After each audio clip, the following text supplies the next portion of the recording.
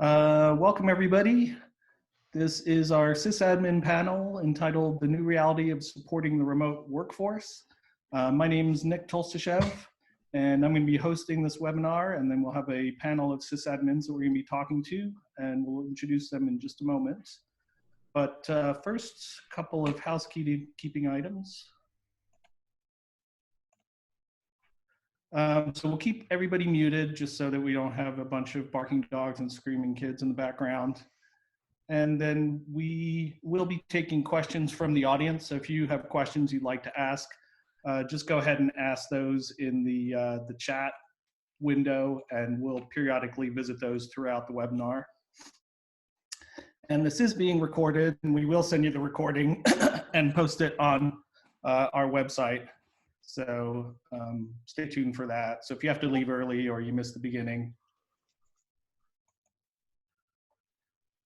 All right, let's get started with the poll. Favorite pizza toppings. So Taylor, if you want to go ahead and pop the poll up here. So feel free to check one or many of your favorite pizza toppings. Anyone who checks pineapple is wrong. Anyone who doesn't check bacon is also wrong. All right, let's go on to the next slide while you guys are selecting your poll options. Quick pitch for the Automox community. Those of you who signed up for pizza, that was a special offer that we gave to community members. Sign up for the community if you haven't. And that way you can stay on top of news from us, both about Automox and general IT stuff, and fun webinars like this one.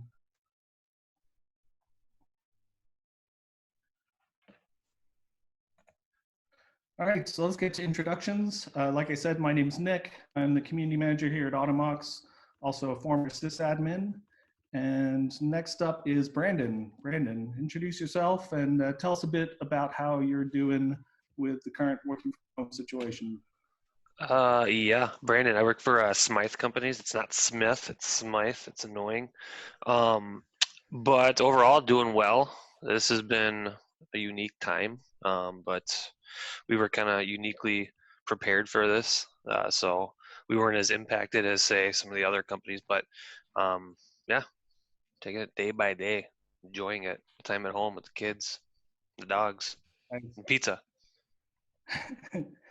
Cool. All right, next up we got our own IT guy, Mark Hansen.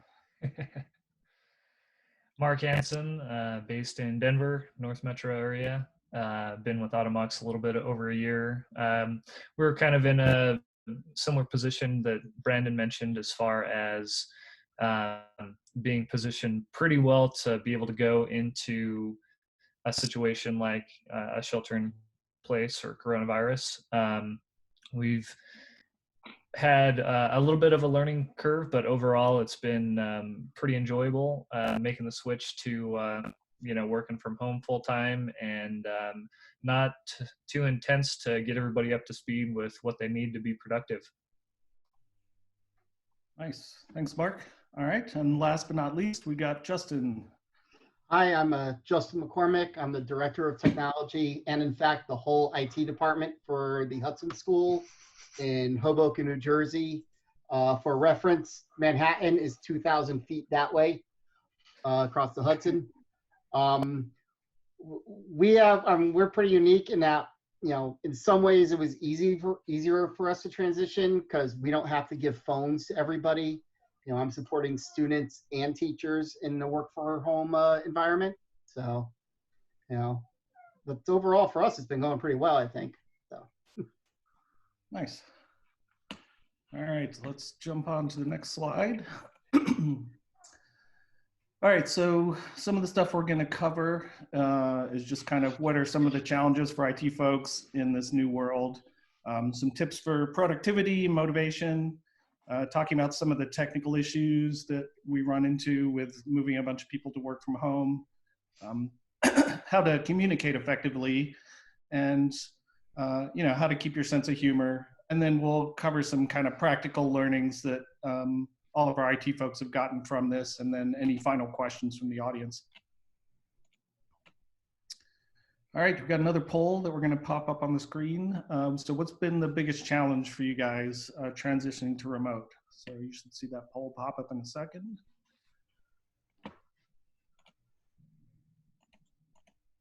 All right. So the first question we're going to ask of all our panelists is, how are you keeping yourself motivated, without going to the office and seeing your coworkers and having that structure? So Justin, why don't you go first on this one? I'm trying to exercise as much as I can, ride my bike and stuff. Motivated wise, I mean, the school we're doing, we increased our faculty meetings to meeting every week instead of once a month, just for at least for 15 minutes. Other things I'm doing to keep myself motivated, Legos. Some of you might have seen the massive Battlestar Galactica on one of the Spiceworks posts recently. That's me. So, I'm keeping going. Happy hours with friends. Anything else I could. Lots in D&D. Started playing a lot more D&D too online. So, yep. Nice. Yeah, we've moved our all hands meetings from once a month to every Friday too, to help keep everybody in the loop. So that's a good tip for anyone that hasn't done that yet. And yeah, also a lot of our employees have been playing D&D as well. I think we've got one person running 2 different games for all of our Automox employees. All right, Mark, how are you staying motivated and healthy? Well, I can't say that I'm staying healthy necessarily, just because, I've eaten about 3 pounds of Starburst and about 2 pounds of gummy bears. So the snacking frequency has definitely picked up a lot.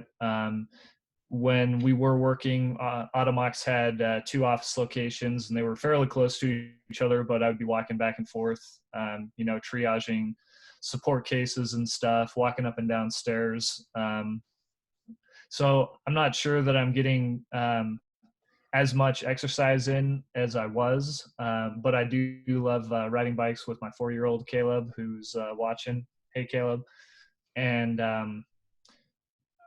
walking around the lake with the rest of my family, as well as just spending time outside, kicking the soccer ball around. Motivated. I love just keeping in touch with all my employees, and so I have been trying to be fairly proactive in reaching out, seeing how people are doing, seeing if they need anything, and then just making sure that everyone has what they need to survive. Nice. All right, how about you, Brandon? Eating lots of mayo, I'm assuming? Yeah, lots of mayo. Yeah, second jar today already. Motivation-wise, not having to go in is motivation enough. It's great. I don't have to deal with anybody. I don't have to deal with traffic. I can just wake up and roll downstairs. It's pretty sweet. Exercise, there's definitely none of that happening. I just got out of the military, so I've been trying to let myself go. So this pandemic has been like a cheat code for me. It's been like fast track to that. So this is great. This is awesome. Nice. Yeah, I think I'm in the same boat as you and Mark. I've not been doing a whole lot of exercise or health-related things, and my diet's become pretty lax, and especially my personal habits. Like I took a shower today just for this webinar, and I think it'd been like a week before that. So, it looks like Justin got his pizza. Nice. I just got my pizza. Sweet. So much for a healthy lunch. Sorry, what'd you say? So much for a healthy lunch. That's right. All right, so next question. How's your VPN systems holding up? When we start with Mark. Yeah, so as I mentioned, similar to Brandon's situation, we were in a pretty good position as far as all of the employees that required VPN and were using it for their jobs were already taking advantage of that. Most of our applications are cloud hosted. We have G Suite for email. We have Slack for some communications. Neither of those require any sort of VPN, and we've got a bunch of services like that to get into our actual Automox production / development environment. as I mentioned, everybody that is working in that environment was already VPNing in. So we had the infrastructure in place. One thing that, I'm keeping an eye on as we continue to hire is that our licensing allocation permits, as many people as we need to be able to work in that environment, because we have licensing for concurrent seats with our VPN service. And so if there's 20 people trying to work and I only have licenses for 15, that could be a problem. So keeping an eye on the licensing has really been the most important thing for me, as far as making sure our VPN is in place and ready to keep chugging.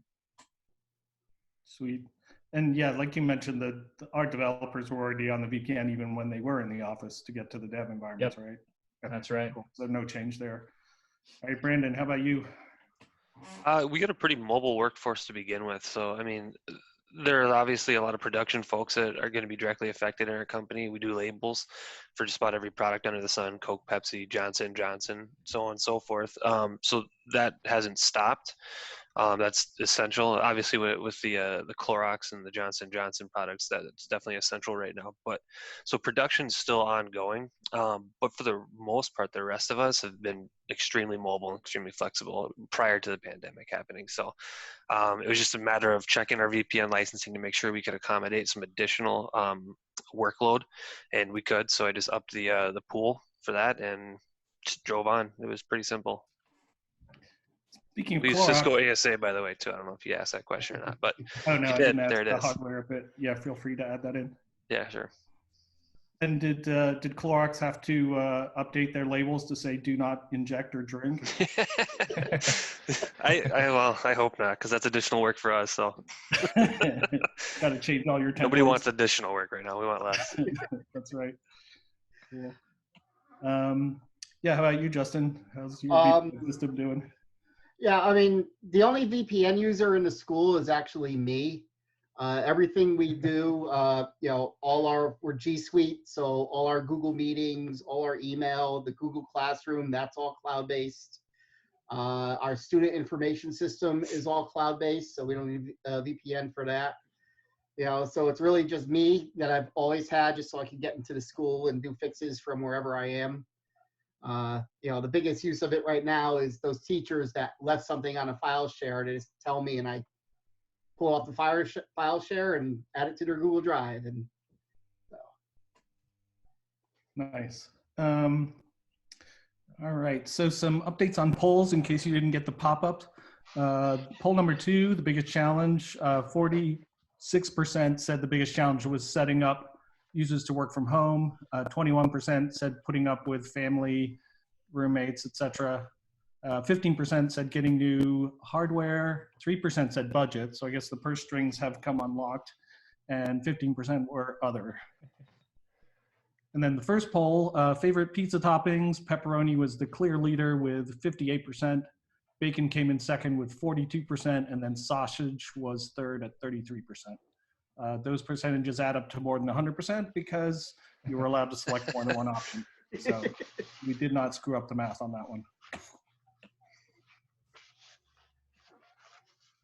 All right, so here's our selfish plug for Automox. How are you guys handling patching? Justin, you want to go first? We're pretty small, so I pretty much handle all patching manually. I also happen to be 3 blocks from the school, so if I can't do something by VPN, I can just walk over and handle it. So nice. So pretty easy for you, and you don't have to Chromebooks deal patch with themselves. So yeah. And do the students provide their own computers, or is it those? We provide the Chromebooks. Okay, so you don't have to worry about updates as much with that. No. Gotcha. Cool. All right, Mark. I know what you're using. Yeah, we're using Automox. We're using Automox. We've been using Automox ever since I started, and well before. I've been at Automox a little bit over a year. But yeah, we have about 85 endpoints in our Automox console that I'm managing, and It's been working really well for us. Any applications that we have on people's machines are, I'm trying to think if we have like a fleet-wide application that isn't supported. We're utilizing Office, Zoom, obviously, Dropbox. All those applications are supported by Automox, and as well as the operating systems, obviously. And so it's been um, pretty hands off as far as making sure that our fleet's up to date. I go into the console every day for various reasons, and looking at the reports while I'm in there. I'm not too concerned about the state of our situation, and it's extremely easy to reach out to somebody as well if there is some kind of patch job that looks like it may have failed or has been delayed for whatever reason. But overall, it's been really seamless, really hands off, and we're staying patched. Nice. All right. How about you, Brandon?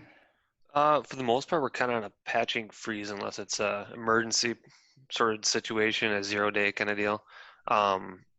What we have is what we're kind of coasting with for the time being. Once everything kind of became apparent that it was going to be a stay at home kind of deal and there was going to be a mass work from home movement, we went through and started patching all the critical systems, make sure that everything was up to speed for that ahead of it. So like our Nutanix cluster was the biggest one. It was several iterations behind on AHV and AOS and all that. So got that patched up, made sure 365 basically autopilots itself anyways. So all those cloud services do. So it's not much you can do there. You can kind of throttle the income of patches, but you can't really do too much, just, custom ability wise. But yeah, just kind of coasting right now, trying not to do anything too major that would break anything or cause a lot more headache for people working at home, trying to figure out how to do their jobs at home. Gotcha. And are you doing the patch freeze until the quarantine's over? Is that the plan? Yeah, and it's not necessarily a patch freeze. It's just we're just doing emergency stuff. So we're not, jumping up for the luxury items of the quality of life improvements or anything like that. So. Gotcha. So critical only, basically. Yeah. Okay. Cool. All right. Next question. What are you guys using for both video conferencing and remote support tools to remote into people's computers? Do you want to go first, Mark? Yeah, totally. So I always like to recommend to our users for a really seamless experience to take advantage of Slack calls. We're using Slack for chatting and group chatting and things like that. And they have built-in call functionality. So if you're on a little group call or even a one-on-one video conference or, messaging with somebody, they have a phone right there that you can just click on and it seamlessly pops you into a video meeting that you can screen share and share files. So that's what I typically recommend our users for small meetings or just quick one-off meetings. We also have Google Meet that populates very easily in a calendar invite if you're looking to attach a meeting to a calendar invite for a group of people. And then we also, as an additional backup, rolled out Zoom to the whole company when we all started working from home. Prior to that, we just had a few of our marketing folks on it, some of our sales guys using Zoom, for a more customer-friendly experience. But as I mentioned, we just decided to roll it out to the whole company as an additional tool that we could take advantage of since we're all working from home. Nice. How about you, Brandon? What are you guys using? Teams and Skype for Business primarily, as far as the video conferencing piece goes, and obviously Zoom for other external stuff and whatever they're using, WebEx. Yeah. How about for remote support? We don't really have a solid solution for that, and we're finding that's been one of our hangups throughout this whole thing. Beforehand, it was just kind of ad hoc, so we would do Skype, the screen share. Obviously, that's pretty severely limited. You can't do any administrative functions, so you got to tell people, hey, can you click that prompt for me so I can regain control? It's completely annoying. We did push out Splashtop to a large chunk of our endpoints, so we can utilize that and get around that whole administrative piece. We're also looking at some other solutions like Remote PC and Barramundi as well. So Nice. So that's one of your to-do list items is find a Yeah. better. This is a perfect opportunity to test those systems out too. So win-win. Yeah. So if anybody has any recommendations for stuff Brandon should check out, Yeah. we'll message him in the chat window or on the Spiceworks chat or on the Automox community. Wherever. I'm all over. He's everywhere. Just yell really loud. Justin, how about you? We initially started using Google Meet. We had spring break a couple weeks ago. We decided to try to switch to Zoom over spring break, which happened to be the same period when every news organization in the world said Zoom is evil. Zoom's bad, run away. Yeah, try to convince people that it was all user error stuff. It's not Zoom stuff. We did find that Zoom had major audio lag issues on our Chromebooks. So we switched back to Google Meet. When we have Zoom, we keep it as a backup if the teachers need it. As far as remote support, I'm using Zoho Assist for the teachers' laptops. So, Nice. Did you ever figure out what was causing the lag on the Chromebooks with Zoom? I think the Chromebooks are kind of underpowered for the Zoom app. So that seems to be like the main thing with it. So. Gotcha. So it's nothing that Zoom can fix on there. Yeah, I don't think it's anything Zoom can fix. I think it's I think it's on the Chromebook and Zoom, just the power issue. Yeah, that's good to know. So yeah, I guess anyone looking at Chromebook solutions, make sure whatever you're using is lightweight that the Chromebook can handle. All right, next poll is what industry you're in, and I'm going to ask all the panelists, what are the challenges that you've run into that are unique to your industry? So why don't you start, Brandon? Yeah, like I said earlier, we do labeling for just about everybody. So with all those medical products and the cleaning products right now, obviously there's a massive, massive, massive demand for that. So we've had to cease or limit some of our other production and then kind of gear everything towards those as well. But obviously not all of our 9 locations are geared for every product. They all have their kind of little niche specific, thing that they make labels for. So having to retrofit a lot of those things to accommodate that need has been, luckily not on my plate, thank God. So, but hearing about everybody else stress about it it sounds like they have their work cut out for them. So that's been huge from an IT standpoint. Like I said, we're pretty set up to begin with. So it was just kind of business as usual, ensure that we had the licensing to accommodate the flow of people going home, and then to make sure production keeps up. So nice. How about you, Mark? Any challenges unique to software and technology in SaaS products? Yeah, as I mentioned at the beginning, technical wise, it's been very seamless. We don't really have to worry or focus on our sales or marketing teams because, what they were doing beforehand was, all outbound, inbound, dealing with customers, really nothing in the office that they needed to transition away from. And then same thing with our engineers. We had been offering 1 or 2 day work from home as an incentive prior to this whole thing going on. And so, people had kind of been in the habit of already working from home. So it wasn't a huge stretch for a lot of people to go from, being in the office 3 or 4 days a week to just working from home full time. So we've been very fortunate in the sense that, we are in the tech industry. Everything that we have, is built in the cloud. Everything that we use to communicate is in the cloud. We don't have any physical infrastructure really. We have a couple, test Mac minis and stuff that I had to set up a VPN for them, but it only took a little bit of time, and everything else has just been rolling forward. Nice. Yeah, and a little bit more about our previous work from home program. So we had work from home Wednesdays. So we encouraged everybody in the office on Wednesday to work from home. And we also tried to make that a meeting-free day. So it gives everybody a day where they don't have any interruptions because they're at home, and they can also not have any meetings. So they can take that day to really work on a project that takes a deep dive or a lot of uninterrupted time to make some progress. And that's been something that's been very popular with all of us Automox employees. I think if anything, we've had to you know, we've had more meetings now that we don't have those designated work from home days. Like Wednesday is just another work day now compared to before, where, as you mentioned, it's kind of like a keep it quiet, work from home type day. So Yeah, it makes sense. All right, Justin, how about you? What's unique to the school industry other than the stuff you already covered? Yeah, I mean, we're in education, so there's basically zero experience in working from home among both our teachers and our students. Uh, so the biggest challenges were, making sure all the teachers were on the same page in terms of, how do you tell your students when your class is and where you're meeting?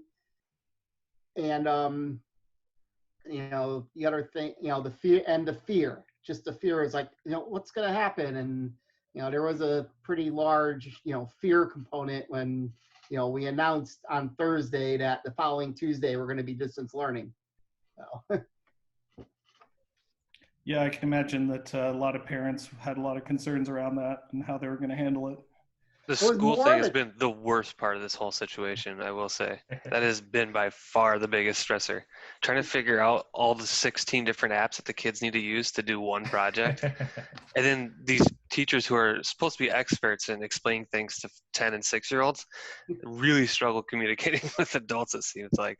And I get they're under a lot of stress too. I would not want their job, but my Lord, it's hard trying to figure out these learning tools. Yeah. Well, we're grades 5 through 12, so we start at 10. So, the kids are pretty much self-sufficient in a lot of ways. Sure, yeah. Yeah, I'm not jealous of doing IT for a school right now. I got to imagine they have their hands full.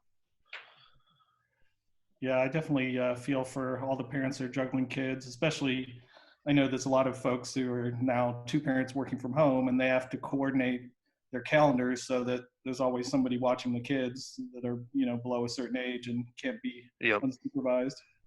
Yeah, we usually have them just bookended right here doing their schoolwork, and so I got to listen to them all day long, typically. Nice. All right, so the poll results, if you can't see the poll result window, technology came in first with 28%, and then we got energy at healthcare at 8% each, and other was a whopping 44%. So that tells me I need to do a better job with my poll options. All right, next question. How are you guys handling and deploying not just software, but also hardware? Are you having to mail stuff to folks or, do drive-bys and throw laptops out the window at people? Why don't you jump on that one, Justin? So far, the only people that have had a hardware issue during the quarantine have been in Hoboken, which is actually, it's a fairly small, city. It's only like a mile by a mile. So they were able to walk over to my house and I was able to like actually, swap or, or hand them stuff. I mean, Chromebooks are easy. It's like, here, log in, you have everything. So, and I had one user whose laptop had an unfortunate incident with a lacrosse ball. So from the teachers. So, Nice. Before when we started, the Thursday and Friday before, we were like, we told kids, take your Chromebooks home, take your Chromebooks home, take your Chromebooks home. So, so I haven't had to do any, of the commuter, the people outside of town deliveries yet. So most likely they'll have to come to me and do a swap. So. Nice. Have you had any issues with getting a hold of new Chromebooks in terms of ordering new ones and being back ordered and stuff? Not yet. I mean, I've actually, over the years, we've been doing this program for probably about 7 years now, in a one-on-one program. And I've actually got a fairly large number of spares kicking around right now. So I'm not in any danger of running out of Chromebooks at this point. So. Well, that's good. Quick interruption for a question from the audience. The audience member asked, has Automox had to lay off any employees or furlough? Fortunately for us, the answer to that is no. And we've had a pretty strong commitment from our leadership that, that would be the dead last option. So yeah, we haven't had to lay anyone off. We've continued to hire. We scaled back our hiring a little bit, but we've continued to hire. So we've been able to fortunately pick up some folks that have gotten laid off from other jobs and been able to provide them employment. And we do have plans in place for, how we're going to scale back on spending or hiring or, other things depending on how things go economy wise. But yeah, I think Automox does such a strong job of making sure we hire the right people that we don't want to waste all that time and effort. And we want to keep the people that we have that are good rather than, furlough them and risk them finding another job somewhere else. So that's been something that's made all of us very happy and helps us feel more safe and secure during this quarantine. All right, Mark, over to you. Software and hardware deployment, any challenges there? So software deployments, we've been pretty lucky that, we haven't necessarily rolled out any new tools since coronavirus has started. We have had a few engineers request some services, but again, those have been in the cloud, typically an integration type install, I guess, if you could call it that, where we're plugging something into Jira or we're plugging something into Slack. So not too bad. And we don't typically have many local applications installed. I haven't had to deploy any software, which I would probably be using Automox if I needed to do that. But everyone that we have hired, I ordered a bunch of MacBooks before kind of the whole surge on, machines and laptops especially happened. So I've got some at the office. I have enough to cover, some of the key hires that we're still looking to make before the end of, the next few months. And so I'll just drive up to the office, grab a MacBook, and I typically provision it at the office, just because downloading updates for it and stuff like that.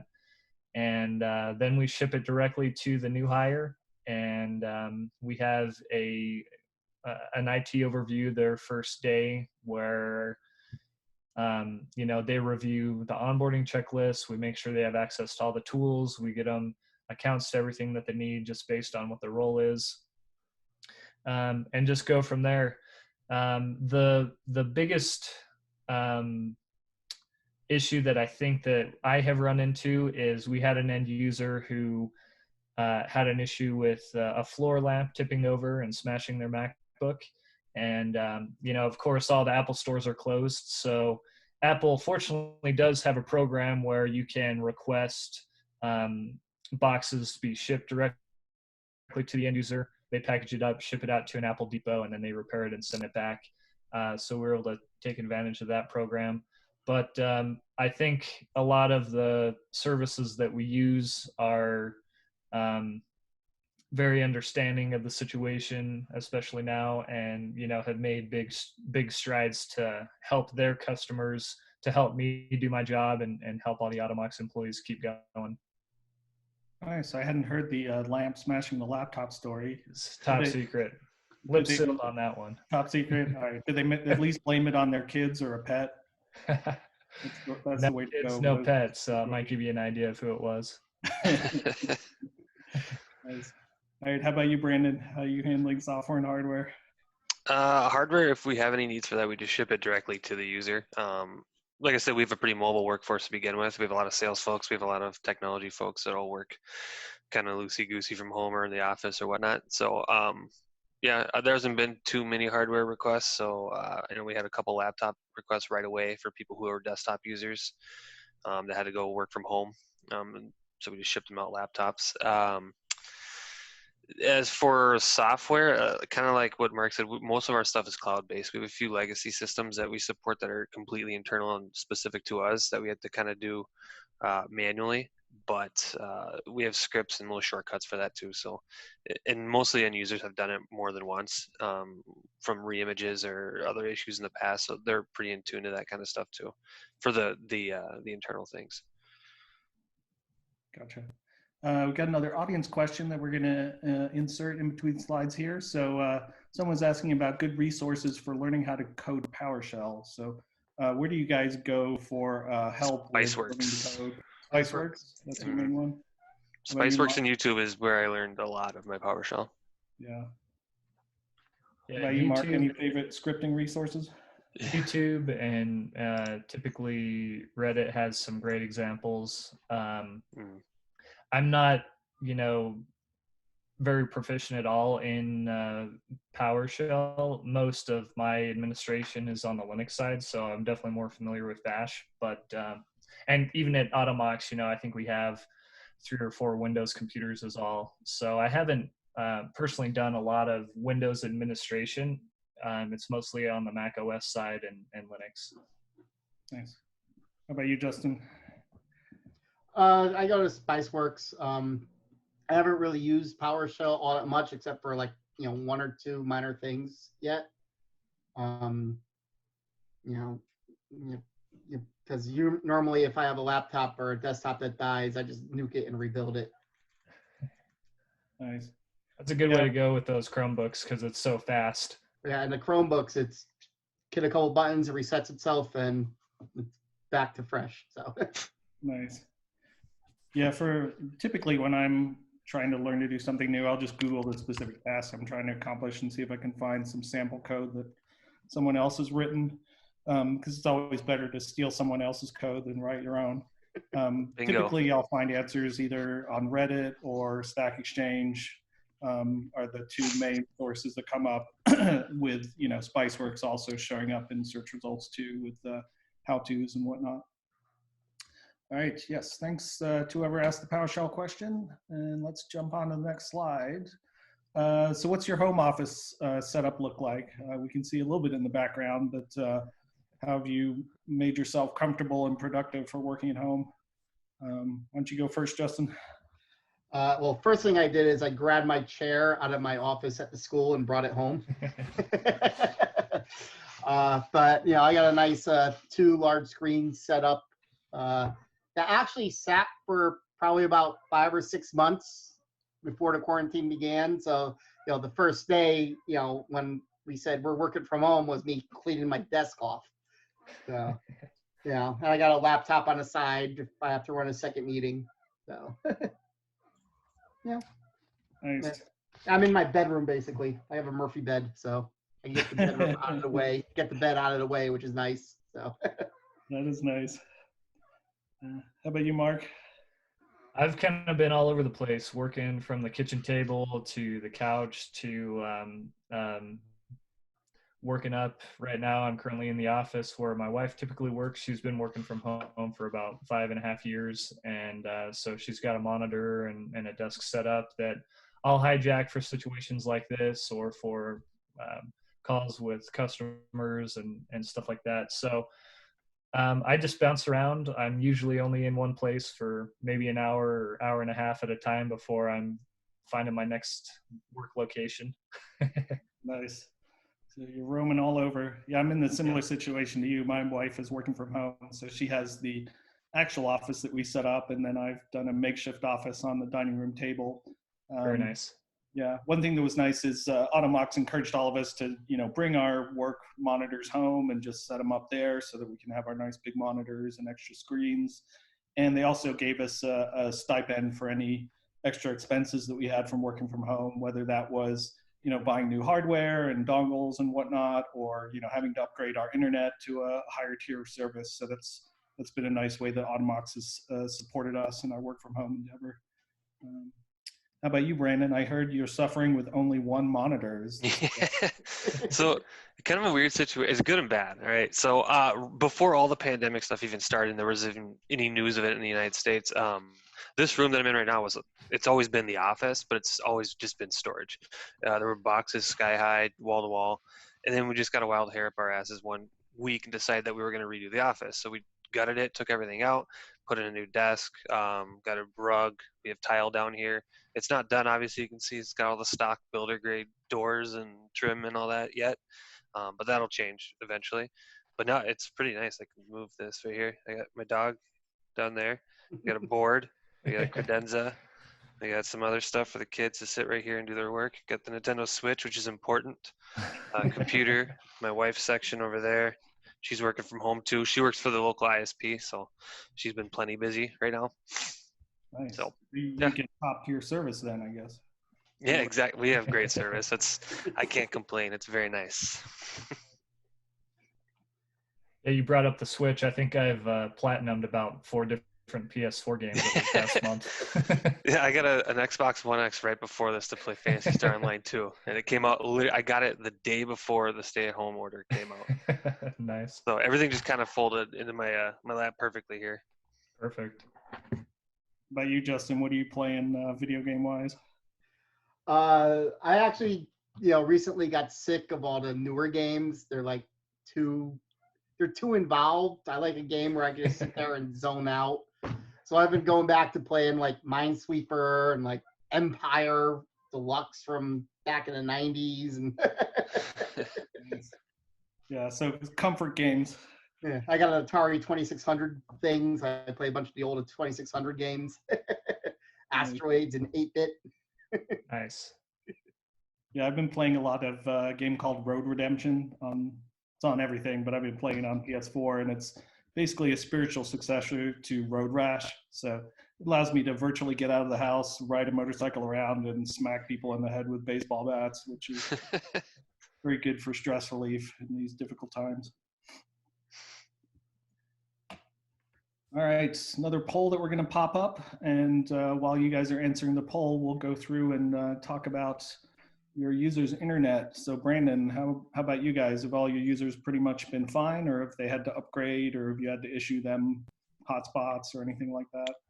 You can definitely tell who worked from home prior to all this because they have the better connections and they've obviously fine-tuned their setup at home. But you can tell who just kind of started doing their job from home after the pandemic started because they're the ones that are operating on 3 gig or 3 gig, that'd be great, 3 megabit. And they're calling in to meetings with their phone instead of doing the screen share and whatnot. And obviously there was the initial wave of people saying that, hey, Teams is broken or Teams is laggy. What can you guys do in IT to fix that? And we had to explain, well, it's not necessarily Teams. It's probably you. And nobody likes hearing that it's their problem. But so we got over most of those. I think the company did offer kind of like a $50 credit towards internet bills and things. There's something along those lines. They don't pay for mine. I should ask. But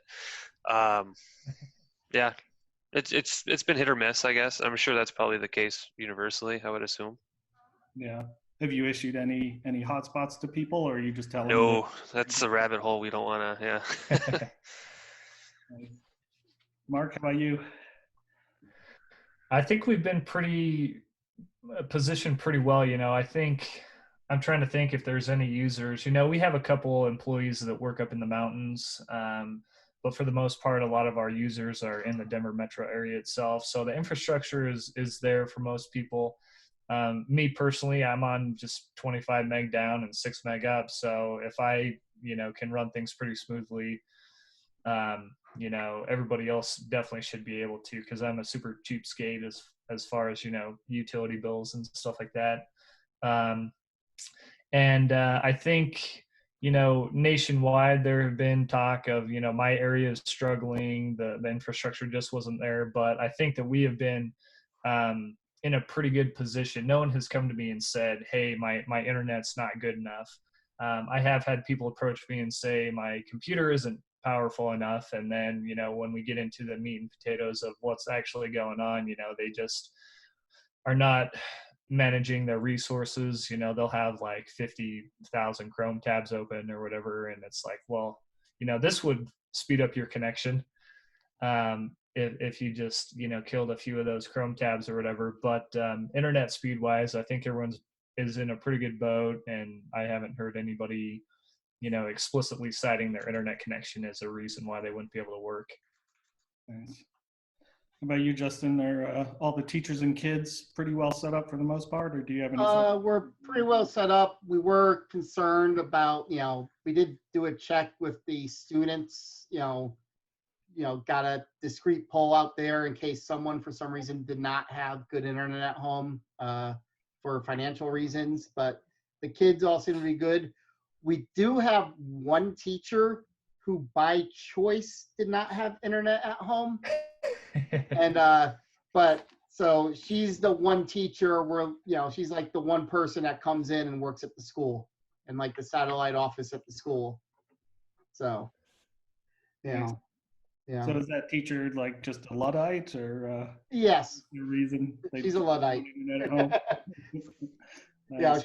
She's one of the users, teachers who, keeps freaking out and had a big fear factor going. And, when I mentioned circuit breaker to her today, because I thought she popped a circuit breaker into space. She's like, "What's a circuit breaker? I don't understand that." So, yeah, I've read. Being in the New York metro area, pretty much, everyone here has decent connections to go with. So, nice.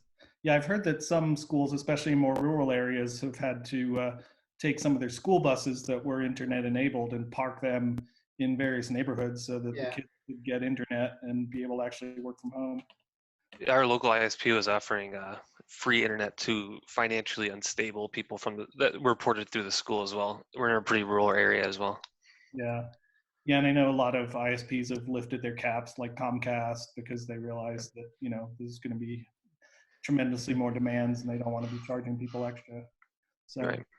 Poll results, so it looks like 67% said sufficient without upgrading, 12% said they needed to increase their bandwidth, 15% said that they handed out mobile hotspots for people at home, and 6% picked the smoke signals option. So got a lot of smoke signals going. All right, so what's your best funny story of stuff that's happened during this whole transition? I know Mark shared the lamp falling on the laptop story, but how about you, Brandon? Any good stories of disasters or user error? No, I wish. Usually my life is full of funny stories and great times when I'm doing normal work stuff, but when I'm at home, it's just business as usual. Just dealing with the kids, the wife, and all that. We haven't talked about getting a divorce yet, so that's a plus. That's pretty cool. Kids are still learning apparently, so we can at least teach somewhat. So yeah, I almost missed this. I thought it was 2 hours earlier, and then I realized that you got a plus instead of minus, or minus instead of plus when it comes to time zones. So I'm glad to be here. Yeah, better 2 hours too early than 2 hours too late. So yeah, in hindsight, I was like, well, it doesn't make sense to do a pizza party at 8 o'clock their time. That seems a little odd. How about you, Justin? Any good funny stories? It's not my story, but one of my coworkers is a science teacher. He when this was first starting, there was some science group that offered like an online Zoom science lab lesson, and he obviously did not know how to set his settings in Zoom because a lot of the it was teachers, but a lot of kids. And he didn't turn off his screen annotation. And kids being kids, you can guess what was drawn on that screen many, many times. A lot of penises, I imagine. Oh, yeah. Anatomy. You like that scene in Superbad at the end of the movie. How about you, Mark? Any other good stories besides the lamp one? I've had someone request a webcam, and I saw some people talking about webcams in the chat. Every webcam is sold out. Logitech $40 webcams are going for $250 on Amazon. It's pretty crazy. But yeah, nothing too wild. Those are kind of my best stories. Resource management, people who are running a very beefy machine, and then Chrome's bogging it down, and instead of looking at the root of the problem, they're looking to just upgrade their machine. And then yeah, just the lamp story. I mean, probably one of the funnier events that happened is we had an all hands. Was it about 2 weeks ago when everybody wore a different kind of headpiece, like hats, masks. Every employee just showed up with a different thing sitting on their head. So that was pretty funny, and that typically wouldn't happen in the office. But I think our employees are making the most of working from home and having a good time with it when they can. Yeah, we also had a talent show that Alexa talent show was good set up. So that was a lot of fun. The winner of the talent show did a lip sync with fresh lyrics to the song Thrift Shop, but her lyrics were all about the quarantine and how horrible it was. So she was the winner for that one. I know our high schoolers are doing like an open mic night on a Friday night over Zoom. So Nice. Nice. Have any of you gotten Zoom bombed? I've heard of one instance with one of our employees having someone join a meeting they weren't supposed to. I'd be the one that would be Zoom doming. So yeah, I haven't, nobody's tried it with me yet. Nice. yeah, we have not had that issue. So Sweet. All right, one more schedule question, and then after that, we'll take some audience questions. So, yeah, what's the worst thing that's happened to you guys, or the most difficult challenge you've had to deal with? Justin, how about you? you know, so at one point in that satellite office, the power went out, and of course, the user calls me in a panic because her internet went down, and I was like, no, the school's still up. I'm still connected to the school, so why don't you go over to the main school building and work there? It's like, oh, I can't do that too much. So I had to walk over and turn that particular VPN box back on so they can connect back to the internet because it's also the router. Nice. Yeah. Cool. How about you, Mark? Yeah, we had a similar problem at the beginning where we had a power outage at the office, and all of our infrastructure gear was fine, but our lab gear, we had a DHCP server that it turned off, and I hadn't set,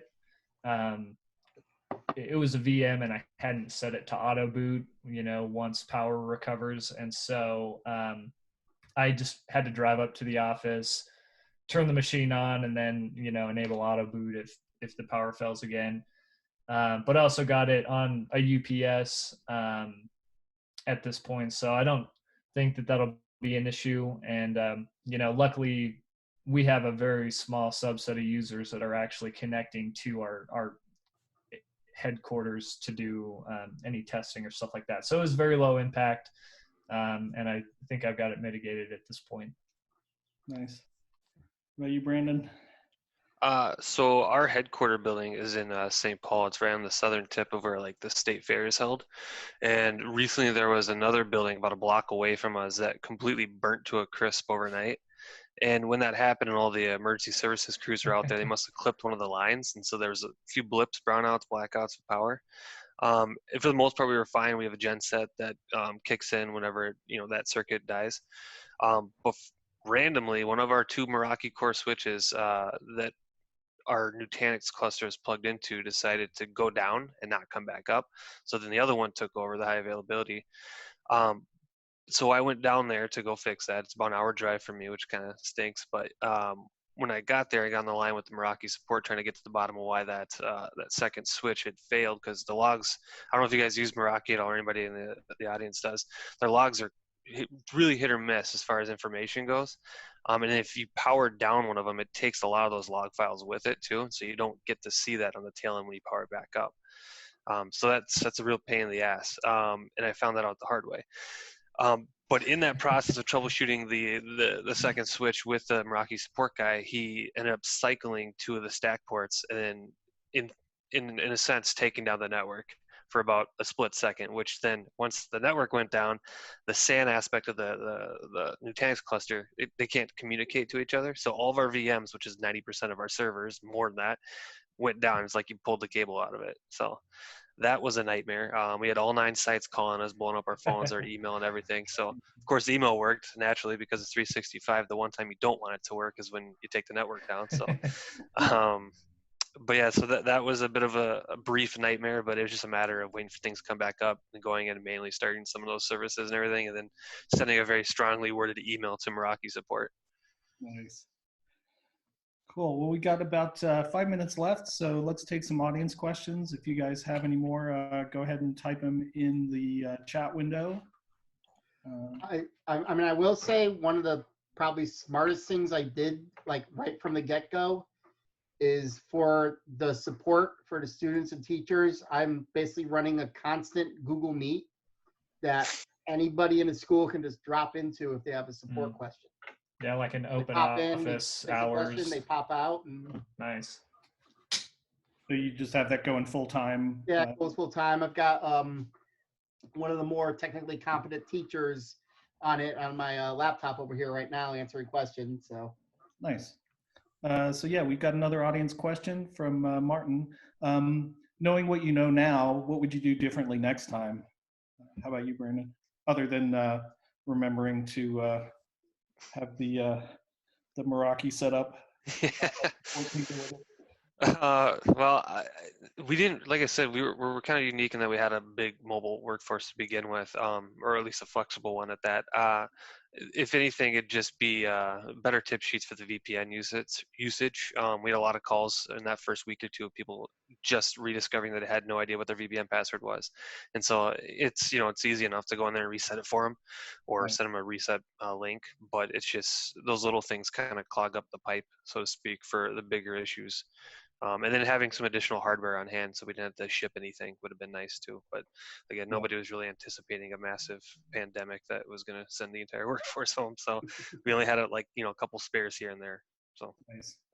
How about you, Mark? What would you do differently? It's hard to look back and say exactly what I would do differently because, from the IT perspective, it really has been very seamless. And not working with any physical products makes a huge difference. Everything is up in the cloud. We're very fortunate in that when Automox started, they kind of just adopted that approach right from the beginning. And so, we didn't have really very many Windows laptops. We didn't have Active Directory. We didn't have any reason to be connecting to the office in the first place. And so, Automox is a young company, and I think that for companies that have started in the past few years and going forward, that's just the posture that they're going to approach. Until you get to a very large level, it doesn't always necessarily make sense to, use things like Active Directory and stuff. And so to see a startup with 10, 20, even sub like 200 people with a full Active Directory spun up, or MDM servers on site, VPN into the office, it's pretty unusual to see unless they've been around for a long time. So I'm pretty optimistic going forward long term about just the corporate view of remote working, having infrastructure on site. Is it necessary? Is it not? And of course, that depends on the industry, but overall, I'm pretty optimistic about distributed workforces and new companies being created with that posture. Cool. How about you, Justin? What we do different, I don't know if there's too much we would do different. It actually went remarkably seamlessly. We did take the Monday this started off and train all the teachers and said, you're not leaving training until you can schedule the students, join a meet and present. Until if you can do those things, you can leave your training. That's what we need you to be able to do. And it's been seamless. Most of my questions have been in the beginning was just, I can't see my calendar. What do I do? And Cool. Well, yeah, that's a testament to your preparation, I would say, and training all your users and having a good setup. So sounds like you've done the right thing. So just wanted to say a big thank you to our panelists for joining us. Thank you, Justin, Mark, and Brandon. Also, we've got another webinar coming up where we're starting a regular series of office hour Q&A questions. So if you have Automox questions or just general IT questions, we'll have myself and one of our support folks, and also / SysAdmins that can answer questions about Automox or about stuff in general. And then seems like this webinar is pretty popular, so we may do another one of these during the quarantine before this is all over. We had extra questions we couldn't get to in chat. Feel free to post those on our community too, if you're curious. And then you will all get an email after this with a link both to download the recording in case you want to share it with anyone or rewatch, and also a link to sign up for the Q&A office hours webinar. All right, so thanks everybody, and we will see you next time. Thanks, Nick. thank you, Nick. Bye, guys. see ya.